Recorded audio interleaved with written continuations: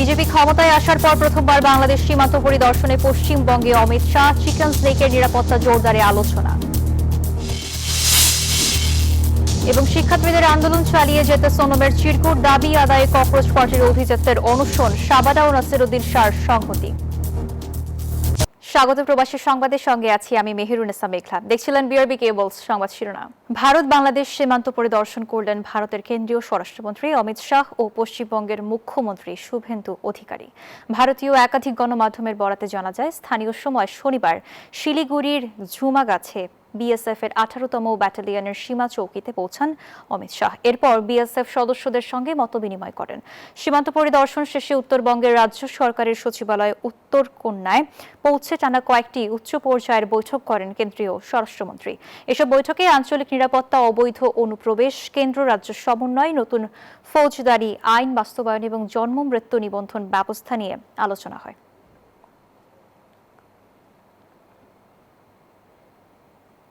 ভারতের শিক্ষার্থীদের আন্দোলন ঘিরে বাড়ছে জনসমর্থন। রোববার হাসপাতাল থেকে পাঠানো এক চিরকুটে এই আন্দোলনকে ভারতের দ্বিতীয় স্বাধীনতা আন্দোলন বলে অভিহিত করেছেন পরিবেশ কর্মী সোনম ওয়াংচুক। তরুণদের শান্তিপূর্ণ ও অহিংসভাবে আন্দোলন চালিয়ে যাওয়ার আহ্বানও জানান তিনি।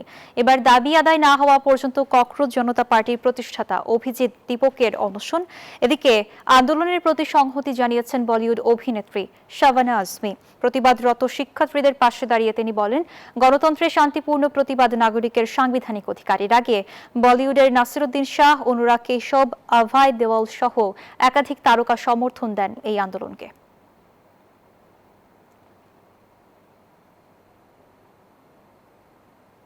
বিদেশি শিক্ষার্থী ও সাংবাদিকদের জন্য ভিসা ও যুক্তরাষ্ট্রে অবস্থানের নীতি আরও কঠোর করছে যুক্তরাষ্ট্র।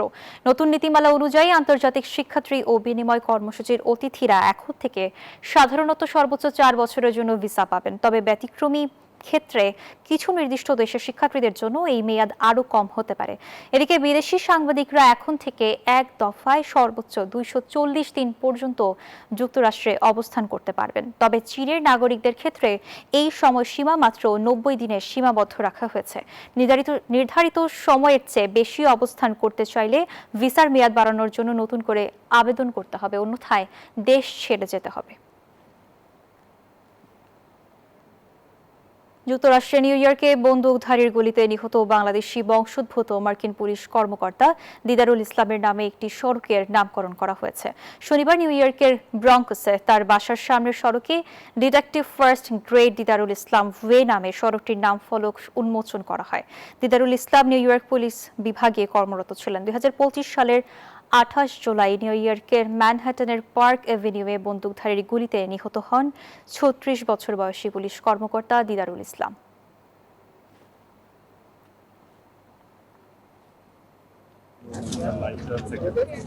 It's not only the street unveiling, it is a symbol of sacrifice. আমরা আমাদের সবার পার্সোনাল বিহেভিয়ার শাপলা চত্বর হত্যাকাণ্ডের খসড়া তদন্ত প্রতিবেদন হাতে পেয়েছে প্রসিকিউশন। কথা জানান আন্তর্জাতিক অপরাধ ট্রাইব্যুনালের চিফ প্রসিকিউটর আমিনুল ইসলাম। তিনি বলেন, সেই ঘটনায় নিহত হন 61 জন, যাদের মধ্যে 58 জনের পরিচয় মিলেছে। এই মামলায় আসামি সাবেক প্রধানমন্ত্রী শেখ হাসিনা ও সাবেক সেনা প্রধান জেনারেল আজিজ আহমেদ সহ 41 জন। 2013 সালের 5 মে রাতের অন্ধকারে অভিযান চালানো হয় রাজধানীর মতিঝিলের শাপলা চত্বরে হেফাজত ইসলামের সমাবেশে। ওই ঘটনায় বহু মানুষ হতাহত হওয়ার অভিযোগ ওঠে। আওয়ামী লীগ সরকারের পতনের পর মাঠে নামে আন্তর্জাতিক অপরাধ ট্রাইব্যুনালের তদন্ত সংস্থা। প্রসিকিউশনের হাতে এসেছে তাদের খসড়া তদন্ত প্রতিবেদন, যেখানে আসামির তালিকায় রয়েছেন সাবেক প্রধানমন্ত্রী শেখ হাসিনা, সাবেক সেনাপ্রধান জেনারেল আজিজ আহমেদ সহ 41 জন। আছেন 71 টেলিভিশনের সাবেক প্রধান সম্পাদক মোজাম্মেল হক বাবু, সাবেক প্রধান প্রতিবেদক ফারজানা রূপা এবং সাংবাদিক শাহরিয়ার কবিরও। চিফ প্রসিকিউটর জানান, শাপলা চত্বরে পরিকল্পিত হত্যাকাণ্ড সংগঠিত হয়েছে। সমস্ত জায়গায় যখন তারা একটা পরিকল্পিতভাবে আমাদের এই আলেম ওলামাদের উপরে এরকম একটা নৃশংস আক্রমণের শিকার তারা করলেন এবং রাষ্ট্রের সকল অর্গানকে এটার বিরুদ্ধে নিয়োজিত করলেন, এটাকে আপনি সিস্টেমেটিক বলবেন না, এটা টার্গেটেড বলবেন না, এটা ওয়াইড স্প্রেড বলবেন না, তাহলে ওয়াইড স্প্রেডের আর কি সংজ্ঞা থাকতে পারে? মামলার সর্বশেষ অগ্রগতি জানতে হেফাজতের একটি প্রতিনিধি দল চিফ প্রসিকিউটরের কার্যালয়ে আসেন। আমাদের যে এক্সপেকটেশন ছিল, আমাদের যে অভিযোগ ছিল, এই রিপোর্ট, খসড়া রিপোর্ট তার কাছাকাছি আছে। খসড়া তদন্ত প্রতিবেদন পর্যালোচনার পর মঙ্গলবার ট্রাইব্যুনালে আনুষ্ঠানিক অভিযোগপত্র দাখিল করা হবে বলেও জানান চিফ প্রসিকিউটর। এবং স্বাভাবিকভাবে বিচার প্রক্রিয়া শুরু হবে। মাহমুদ হাসান, নিউজ 24, ঢাকা। জুলাই সনদ বাস্তবায়নের সংবিধান সংশোধন কমিটিতে বিরোধী দলকে যোগ দেওয়ার আহ্বান জানিয়েছেন বিএনপি মহাসচিব মির্জা ফখরুল ইসলাম আলমগীর। রাজধানীর ইঞ্জিনিয়ার্স ইনস্টিটিউশনে এক অনুষ্ঠানে তিনি বলেন, দেশের স্বার্থে সবকিছুতে বিরোধিতা করার মানসিকতা থেকে বেরিয়ে আসতে হবে। এদিকে নির্বাচন কমিশনে দলের আয় ব্যয়ের হিসেব জমা দিতে গিয়ে বিএনপির সিনিয়র যুগ্ম মহাসচিব রুহুল কবির রিজভী বলেন, স্থানীয় সরকার নির্বাচনে কারা অংশ নিতে পারবে সেটি নির্বাচন কমিশন ও আদালতের বিষয়। জুলাই আন্দোলনের শহীদ সাংবাদিকদের সম্মাননা দিতে এই আয়োজন করে ন্যাশনাল এডিটর্স কাউন্সিল, যেখানে শহীদ সাংবাদিকদের পরিবারের হাতে সম্মাননা তুলে দেন বিএনপি মহাসচিব ও স্থানীয় সরকার মন্ত্রী মির্জা ফখরুল ইসলাম আলমগীর।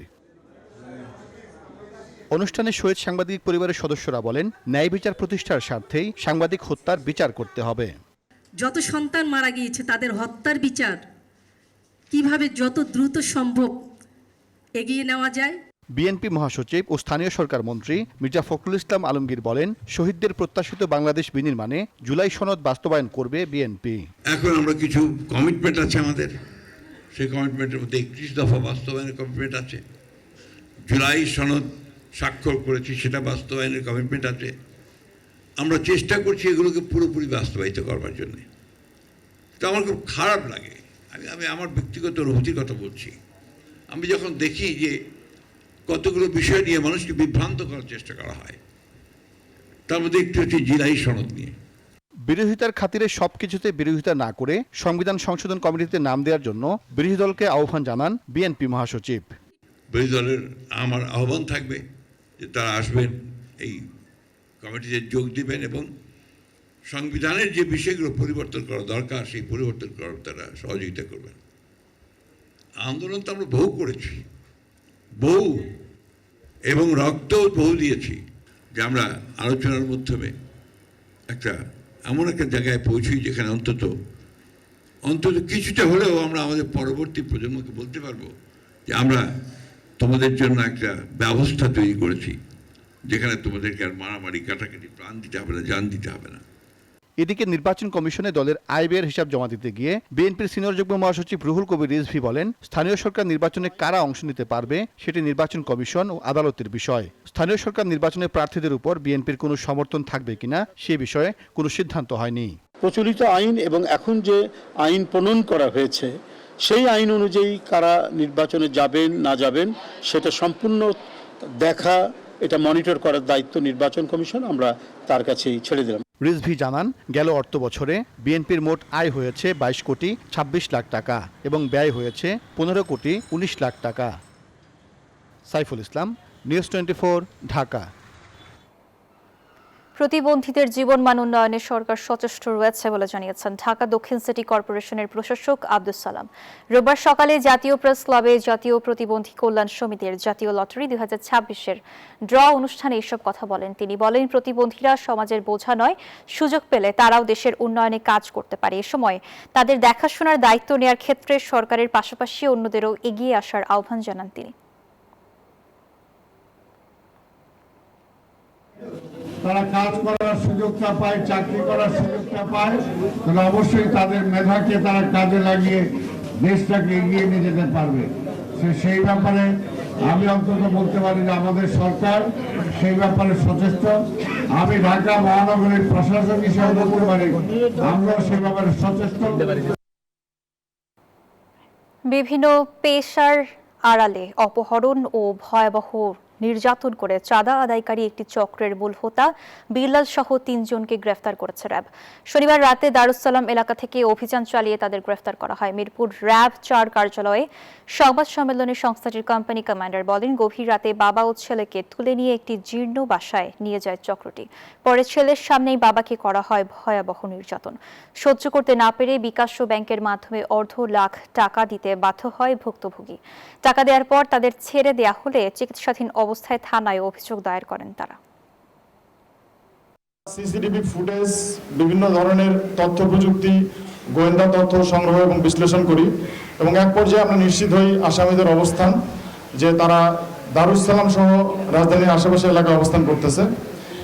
সেই প্রেক্ষিতে গতকাল আমরা অভিযান পরিচালনা করে রাজধানীর দারুস সালাম, সাভার সহ বিভিন্ন এলাকা থেকে 3 জনকে গ্রেপ্তার করি এবং আলামত জব্দ করি। আর এই ছিল প্রবাসী সংবাদের সঙ্গে থাকার জন্য ধন্যবাদ।